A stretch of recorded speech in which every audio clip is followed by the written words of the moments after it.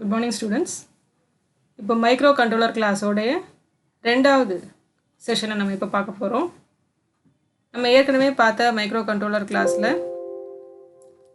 நம்ம என்னென்ன பார்த்தோங்கிறத கொஞ்சம் ஞாபகப்படுத்தி பாருங்கள். நான் என்னென்ன சொன்னேன் உங்களுக்கு, மைக்ரோ கண்ட்ரோலர்னால் என்ன, மைக்ரோ கண்ட்ரோலரோட டெஃபினிஷன் மெயினாக அதில் நம்ம பார்த்தோம்.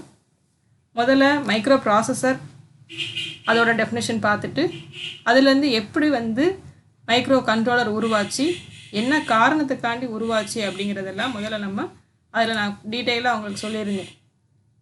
தென் மைக்ரோ கண்ட்ரோலரோட டெஃபினேஷன், அதோடைய அட்வான்டேஜஸ், டிஸ்அட்வான்டேஜஸ், தென் அதோடைய அப்ளிகேஷன்ஸ் எல்லாமே நம்ம போன கிளாஸில் ஃபுல் டீட்டெயிலாக பார்த்தோம். சரிங்களா? தென் கடைசியாக முடிக்கும் பொழுது மைக்ரோ கண்ட்ரோலர் மற்றும் மைக்ரோ ப்ராசஸருக்கு இடையில் உள்ள டிஃப்ரென்ஸ் என்னென்ன அப்படிங்கிறதையும் பார்த்து முடிச்சிருக்கோம்.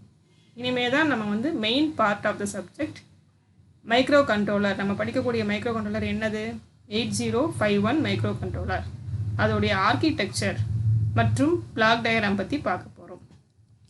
ஆர்கிடெக்சரோட டயக்ராம் தான் இப்போ நீங்கள் ஸ்க்ரீனில் பார்த்துட்ருக்க டயக்ராம். சரியா? இந்த ஆர்கிடெக்சர் டயக்ராம் ரொம்ப ரொம்ப முக்கியமானது. இதை அடுத்த டயக்ராம் பிளாக் டயக்ராம். பாருங்கள், இது தான் உங்களுடைய பிளாக் டயக்ராம்.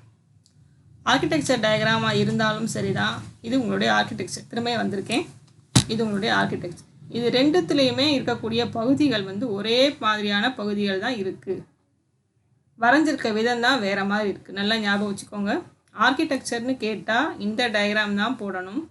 பிளாக் டயக்ராம் அப்படின்னு கொஷின் கேட்டிருந்தா இந்த டயக்ராம் தான் போடணும். இரண்டுக்கும் இடையில் டயக்ராமோட அமைப்பு தான் மாறி இருக்குமே தவிர இருக்கக்கூடிய பகுதிகளில் எந்த விதமான மாற்றங்களும் இல்லை. சரிங்களா? ஸோ இது நம்மளுடைய ஆர்கிடெக்சர் டயக்ராம். இதில் என்னென்னலாம் இருக்குது அப்படிங்கிறத முதல்ல சொல்லிடுறேன். அப்புறம் இதில் இருக்கக்கூடிய ஒவ்வொரு பிளாக்கை பற்றின எக்ஸ்ப்ளனேஷனும் நம்ம பின்னாடி ஒவ்வொன்றா பார்க்கலாம். சரிங்களா?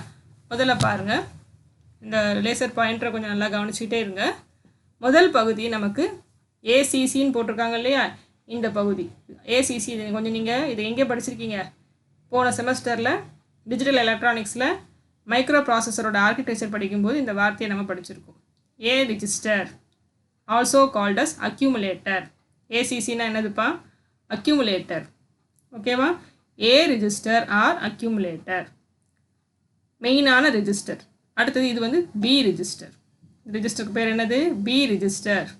இல்லைன்னா இதுக்கு இன்னொரு பேர் கூட சொல்லுவாங்க, டெம்பரரி ரெஜிஸ்டர். Temporary register. சரியா? இந்த ரெண்டு main register, A register, B register, ரெண்டுமே மிக முக்கியமான ரெஜிஸ்டர்ஸ். ரைட். அடுத்து இந்த TMP1 TMP2ன்னு போட்டிருக்காங்கல்ல, இது என்னது, டெம்பரரி ரெஜிஸ்டர் 1, டெம்பரரி ரெஜிஸ்டர் 2. இதுதான் ரெண்டு டெம்பரரி ரெஜிஸ்டர்ஸ். அடுத்தது இது ALU. ALUனா என்னென்னா அரித்மெட்டிக் லாஜிக் யூனிட்.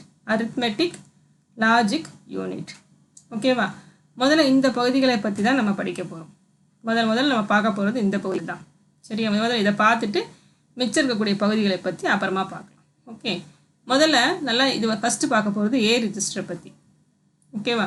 இதில் நமக்கு தெரியும் 8051 மைக்ரோ கண்ட்ரோலரை பற்றின இன்ட்ரடக்ஷன் நான் அன்றைக்கி உங்களுக்கு கொடுக்கும் பொழுது it is an 8-bit micro கண்ட்ரோலர்னு சொல்லியிருந்தேன். இத்தனை பிட்டு நம்ம படிக்கிறது 8-bit மைக்ரோ கண்ட்ரோலர். நல்லா ஞாபகம் வச்சுக்கோங்க, it is an 8-bit micro controller. அப்போ இதில் இருக்கக்கூடிய ரெஜிஸ்டர்ஸ் எல்லாமே முக்கால்வாசி 8-bit ரெஜிஸ்டர்ஸாக தான் இருக்கும். 8-bitனா என்னப்பா, அதனால் 8-bit அளவு கொண்ட டேட்டாவை தான் ஹேண்டில் பண்ண முடியும். அதுதான் அதுக்கு அர்த்தம்.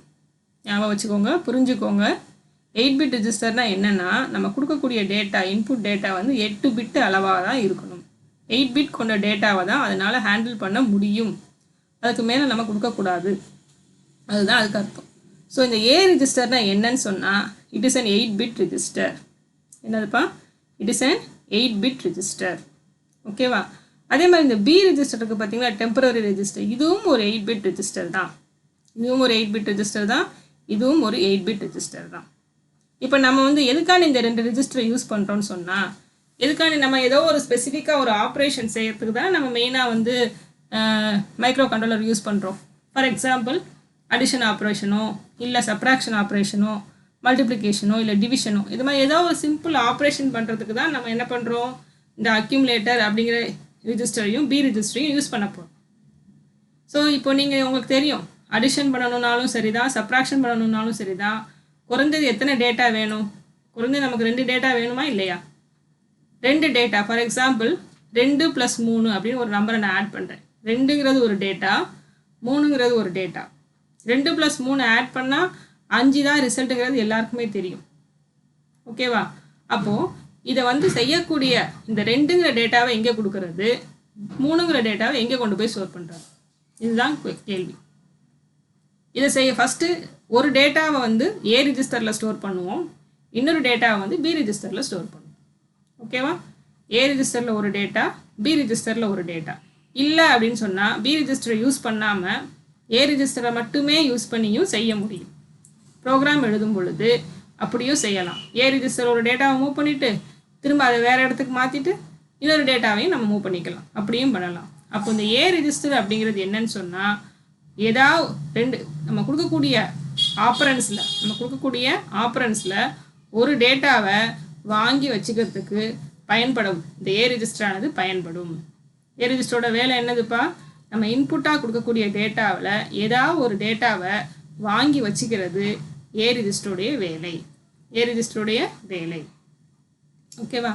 அது மட்டும் கிடையாது, இந்த 2 + 3 அப்படிங்கிற டேட்டாவை ஆட் பண்ணி 5 ரிசல்ட் வருது பார்த்தீங்களா? அந்த ரிசல்ட் எங்கே வந்து ஆட்டோமேட்டிக்காக ஸ்டோர் ஆகும்னு சொன்னால் ஏ ரிஜிஸ்டரில் தான் ஸ்டோர் ஆகும். அப்போது கொடுக்கக்கூடிய டேட்டாக்கள் ஏதாவது ஒரு டேட்டாவை வாங்கி வைத்து கொள்வது அக்யூமுலேட்டரோட வேலை. அதே மாதிரி ரிசல்ட்டை வந்து ஸ்டோர் பண்ணி வச்சுக்கிறதும் அக்யூமுலேட்டரோட வேலை. இதுதான் ஏ ரிஜிஸ்டரோட வேலை. புரியுதா? இதுதான் மிக மிக முக்கியமான ரெஜிஸ்டர், ஏ ரிஜிஸ்டர். இதுக்கு இன்னொரு பேர், இது எப்படி சொல்லுவாங்கன்னு சொன்னால் அக்யூமுலேட்டர் ரெஜிஸ்டர். ஓகேவா? அடுத்து இன்னொரு ரெஜிஸ்டர் வந்து பி ரிஜிஸ்டர். இன்னொரு ரெஜிஸ்டர் என்னதுப்பா? B register. இதுலேயும் நம்ம என்ன பண்ணலாம், டேட்டா வேணும்னா இதுலேயும் ஸ்டோர் பண்ணி வச்சுட்டு அதையும் நம்ம ஏஎல்யூக்கு அனுப்பி வைக்கலாம். ஏஎல்யூனா என்னது? Arithmetic logic unit. ஓகே, இந்த யூனிட் தான் நம்ம செய்யக்கூடிய அந்த addition operation, subtraction operation, multiplication, என்ன ஆப்ரேஷன் நம்ம செய்ய போகிறோமோ அந்த ஆப்ரேஷனை செய்ய வேண்டியது இந்த ALU, that is arithmetic logic யூனிட்டுடைய வேலை. இந்த 2 ரிஜிஸ்டர் போக டேட்டாவை ஸ்டோர் பண்ணி வைக்கிறதுக்கு வேறு இடங்கள் தேவைப்பட்டால் இந்த டெம்பரரி ரெஜிஸ்டர் 1 இல்லை டெம்பரரி ரெஜிஸ்டர் 2 ரெண்டுத்தையுமே நம்ம பயன்படுத்தலாம். ரெண்டுத்தையுமே என்ன பண்ணலாம், நம்ம பயன்படுத்திக்கலாம். பாருங்கள், இங்கேருந்து டேட்டா இன்புட் இங்கே வருதா, ஏஎல்யூலேருந்து அக்யூமுலேட்டர்லேருந்து ஏஎல்யூக்கு வருது. இந்த வழியாகவும் டேட்டா உள்ளே வருது. ஸோ இன்புட் நம்ம எத்தனை டேட்டா உள்ளே கொடுத்தாலும் நம்ம என்ன ஆப்ரேஷன் செய்ய சொல்கிறோமோ அதை செஞ்சு ரிசல்ட்டை கொடுக்க வேண்டியது இந்த ஏஎல்யூடைய வேலை. அது எங்கே வந்து ஸ்டோர் ஆகும்? அக்யூமுலேட்டரில் வந்து ஆட்டோமேட்டிக்காக ஸ்டோர் ஆகும். இதுதான் வந்து மெயினான பகுதி. இதுதான் என்னதுப்பா? மெயினான பகுதி. இதை தான் நம்ம வந்து இந்த ஸ்லைடில் பாருங்கள் போட்டிருக்கோம். முதல் ஸ்லைடில் மைக்ரோ கண்ட்ரோலர் 8051 ஆனது ஒரு 8-பிட் மைக்ரோ கண்ட்ரோலர். இது எத்தனை பின்களை கொண்டது? 40 பின்களை கொண்டது. அதிக திறன் கொண்ட அமைப்பையும் அதிக திறன் கொண்ட இன்ஸ்ட்ரக்ஷன் செட்டையும் கொண்டது. சரியா? இரட்டை முறையில் செயல்படுகின்ற சீரியல் போர்ட்டையும் கொண்டிருக்கும். அடுத்தது அக்யூமுலேட்டர் பற்றி சொன்னதை தான் இங்கே போட்டிருக்காங்க பாருங்கள். இது ஒரு 8-பிட் ரிஜிஸ்டர் ஆகும். சில இன்ஸ்ட்ரக்ஷன்கள் எக்ஸிக்யூட் ஆகின்ற போது இது ஆப்பரண்ட் ரெஜிஸ்டராக செயல்படும்.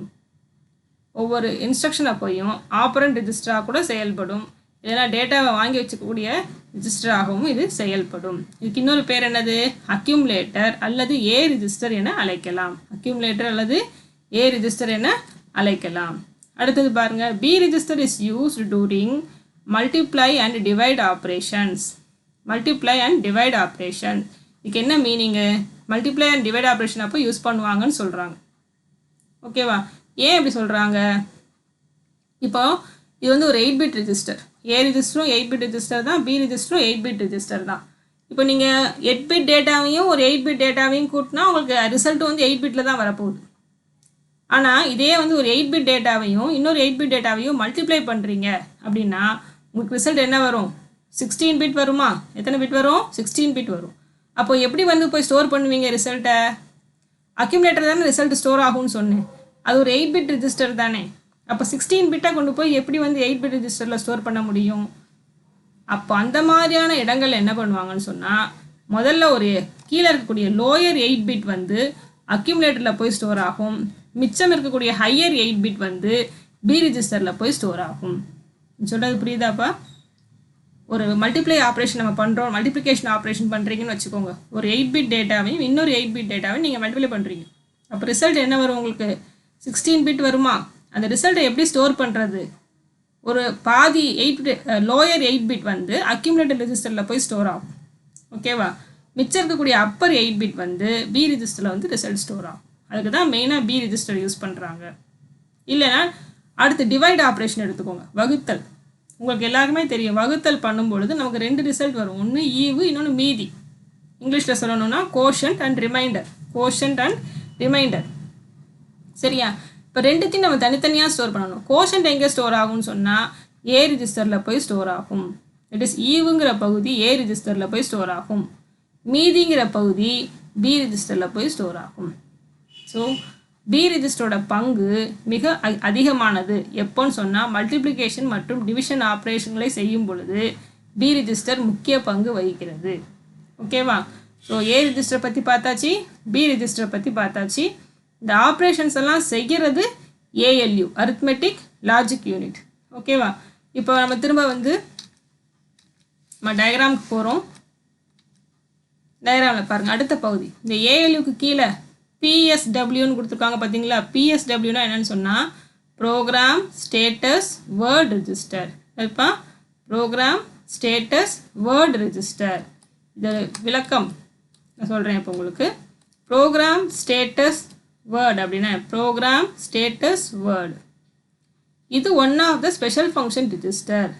இதுவும் ஒரு ரெஜிஸ்டர் தான். இதுவும் ஒரு ரெஜிஸ்டர். இதுவும் ஒரு 8 பிட் ரெஜிஸ்டர் தான். அதை ஞாபகம் வச்சுக்கோங்க. இதுவும் ஒரு 8 பிட் ரெஜிஸ்டர். இந்த எல்லாமே இங்கே நம்ம யூஸ் பண்ணுறது எல்லாமே ஸ்பெஷல் ஃபங்க்ஷன் ரெஜிஸ்டர் தான்ப்பா.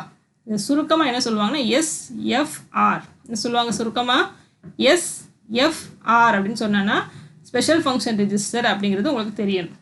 ஓகேவா? இது ப்ரோக்ராம் ஸ்டேட்டஸ் தகவல்களை கொண்டிருக்கும்.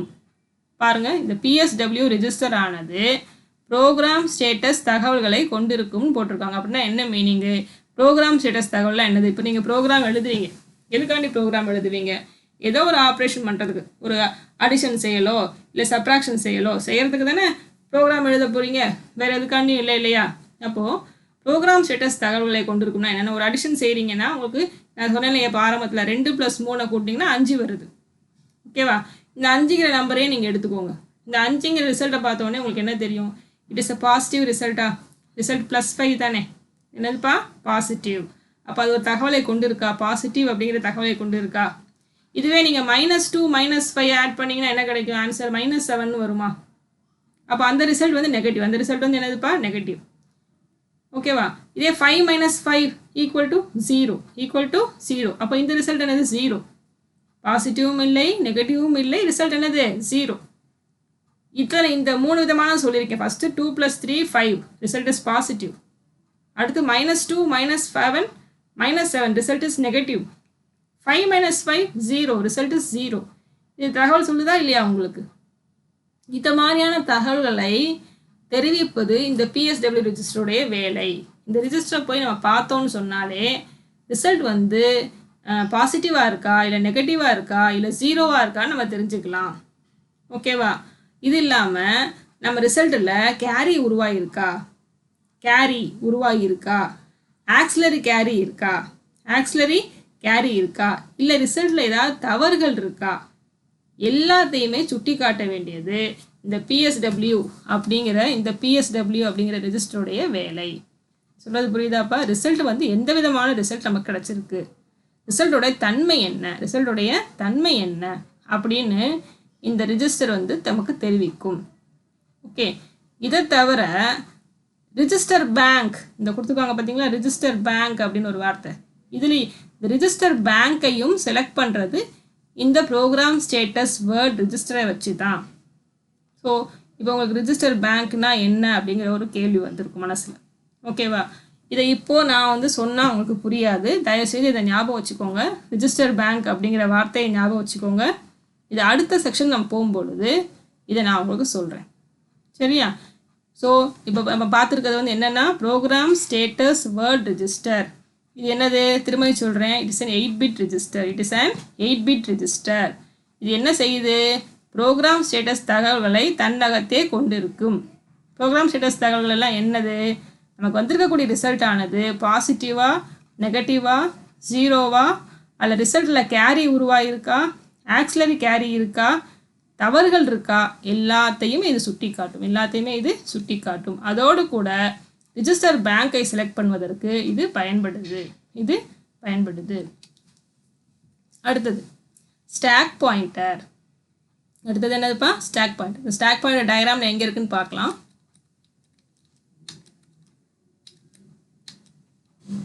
பாருங்க, இது ஸ்டாக் பாயிண்டர் அப்படிங்கிற பகுதி. இந்த இருக்கு பாருங்க, ஸ்டாக் பாயிண்டர். ஓகேவா? ஸ்டாக் அப்படிங்கிற வார்த்தையை நீங்கள் எல்லாருமே கேள்விப்பட்டிருப்பீங்க. ஸ்டாக்னு என்னதுப்பா? ஸ்டாக் எங்கே வச்சுருப்பாங்க? நம்ம வீட்டில் இருக்கக்கூடிய சேமிப்பு கிடங்குக்கு பேர் என்ன சொல்லுவோம்? ஸ்டாக்கை ஸ்டோர் பண்ணி வச்சுருக்காங்க. பொருட்களை வாங்கி சேமித்து வைக்கக்கூடிய இடத்துக்கு பேர் தான் என்னது? ஸ்டாக்குன்னு சொல்லுவோமா? ஸ்டாக் வச்சுருக்கக்கூடிய ஸ்டாக் ரூம் அப்படின்னு சொல்லுவோமா இல்லையா அந்த வார்த்தை? அதே மாதிரி தான் இங்கேயும் ஸ்டாக் பாயிண்டர் அப்படின்னா என்னென்னா, it is a temporary storage area. Stack அப்படிங்கிற வார்த்தைக்கு என்ன அர்த்தம்னு சொன்னால், தற்காலிகமான ஒரு மெமரி ஏரியா, தற்காலிகமான ஒரு சேமிப்பு கிடங்கு. அதுக்கு தான் ஸ்டாக்னு அர்த்தம். இந்த ஸ்டாக் இருக்க இடத்த சுட்டி காட்டுறதுக்கு பேர் தான் ஸ்டாக் பாயிண்டர். இந்த ஸ்டாக் மெமரி எங்கே இருக்குது அப்படின்னு சுட்டி காட்டுறதுக்கு பேர் தான் என்னதுப்பா? Stack pointer. ஓகேவா? இதுவும் ஒரு 8-bit ஸ்பெஷல் ஃபங்க்ஷன் ரெஜிஸ்டர் தான். என்னதுப்பா? 8 பிட்டை கொண்ட ஒரு ஸ்பெஷல் ஃபங்க்ஷன் ரெஜிஸ்டர். ஸ்டாக் மெமரியை சுட்டி காட்டுவதற்கு பயன்படுகிறது. ஸ்டாக் மெமரினா என்ன? முதல்ல அது நல்லா ஞாபகம் வச்சுக்கோ. தற்காலிகமான ஒரு மெமரி ஏரியா. இப்போதைக்கு நமக்கு தகவல் தேவை, அந்த எந்த டேட்டா தேவையில்லை, எனக்கு இந்த தகவல் தேவையில்லைன்னு நீங்கள் நினச்சிங்கன்னா அதை கொண்டு போய் பத்திரமா சேமித்து வச்சுட்டு, இந்த ஸ்டாக்கில் கொண்டு போய் பத்திரமா சேமித்து வச்சுட்டு தேவைப்படும் போது நம்ம பின்னாடி எடுத்துக்கலாம். நம்ம என்ன பண்ணலாம்? பின்னாடி எடுத்துக்கலாம்.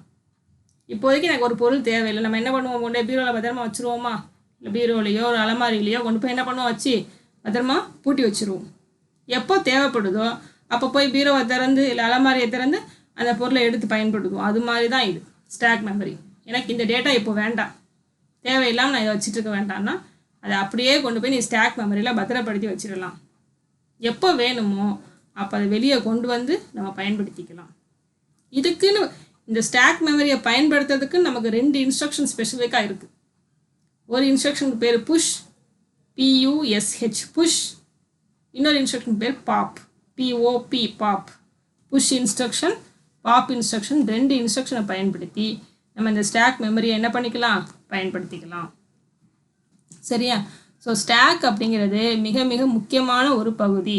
இதுவும் ஒரு 8-bit ரெஜிஸ்டர் தான், அதை ஞாபகம் வச்சுக்கோங்க. ஓகேவா? அடுத்த பகுதி பேர் டேட்டா பாயிண்டர். அடுத்ததுப்பா டேட்டா பாயிண்டர். சுருக்கமாக எப்படி சொல்லுவாங்க? DPTR. என்ன சொல்லுவாங்க? அதுக்கு பேர் DPTR.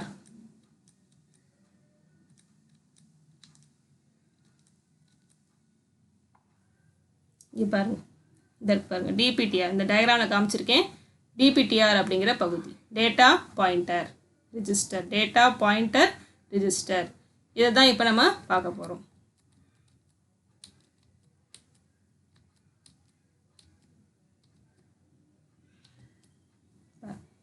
இதில் மற்ற இது இவ்வளோ நேரம் நம்ம பார்த்த எல்லா ரெஜிஸ்டருக்கும் இதுக்கும் ஒரு வித்தியாசம் இருக்குது. என்னென்னு சொன்னால், it is a 16-bit register. இது 16 பிட்டு கொண்ட ஒரு ரெஜிஸ்டர் ஆகும். இது வரைக்கும் பார்த்த accumulator, B register, program status word register, stack pointer எல்லாமே வந்து 8-bit ரெஜிஸ்டர் தான். ஆனால் இது வந்து என்னது? 16-bit கொண்ட ரெஜிஸ்டர். ஓகேவா? இது வந்து எதுக்காண்டி பயன்படுத்துகிறாங்கன்னு சொன்னால், ஒரு 16-bit அட்ரஸை வந்து சேமித்து வைத்துக்கொள்வதற்கு இது பயன்படும். இது 16-bit கொண்ட அட்ரஸை வைத்துக்கொள்வதற்கு பயன்படுகிறது. இது அட்ரஸை சேமித்து வைத்துக்கொள்ளக்கூடிய ஒரு ரெஜிஸ்டர். எப்பயுமே நமக்கு வந்து இந்த 8-bit மைக்ரோ கண்ட்ரோலரில் 8051 மைக்ரோ கண்ட்ரோலரில் நமக்கு 16 அட்ரஸ் லைன் இருக்குது. எல்லாம் ஞாபகம் வச்சுக்கோங்க. 8 டேட்டா லைன்ஸ் இருக்குது, 16 அட்ரஸ் லைன்ஸ் இருக்குது. ஓகேவா? ஸோ இந்த 16 பிட் கொண்ட அட்ரஸை வைத்துக்கொள்வதற்கு பயன்படக்கூடிய ஒரு இடத்துக்கு பேர் தான் என்னதுப்பா? Data pointer. ஸோ அதனால தான் இது ஒரு 16 பிட் ரிஜிஸ்டர். 16 bit register.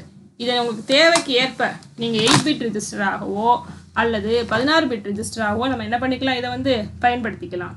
இந்த 8 பிட் இதை வந்து 16 பிட் ரிஜிஸ்டரை 2 8 பிட்டாக நீங்கள் பிரிங்க. ஒன்று வந்து ஹையர் பைட் அட்ரஸ், இன்னொன்று வந்து லோயர் பிட் அட்ரஸ் அப்படின்னு 2ஆக பிரிச்சுக்கிட்டு டிபிஹெச் டிபிஎல் அப்படின்னு தனித்தனியாக சொல்லலாம். டிபிஹெச்னா டேட்டா பாயிண்டர் ஹையர், டிபிஎல்னா என்னது data pointer lower. Okay, so இதை 2 8 பிட் ரிஜிஸ்டர்ஸாகவும் நம்ம பயன்படுத்திக்கலாம். இல்லை எனக்கு ஒன்றா தான் வேணும் அப்படின்னு நினச்சிங்கன்னா டிபிடிஆர்னு போட்டு இது ஒரு 16 பிட் ரிஜிஸ்டராகவும் நம்ம என்ன பண்ணலாம், யூஸ் பண்ணிக்கலாம். ஓகே, இதான் வந்து நமக்கு டேட்டா பாயிண்டர் ரிஜிஸ்டர். இப்போது நம்ம 8051 மைக்ரோ கண்ட்ரோலர் ஆர்கிடெக்சருடைய முக்கியமான சில பிளாக்ஸை பற்றி பார்த்து முடிச்சிருக்கோம். மிச்சம் இருக்கக்கூடிய அடுத்த பிளாக்ஸை நெக்ஸ்ட் கிளாஸில் நம்ம கண்டினியூ பண்ணலாம். தேங்க்யூ.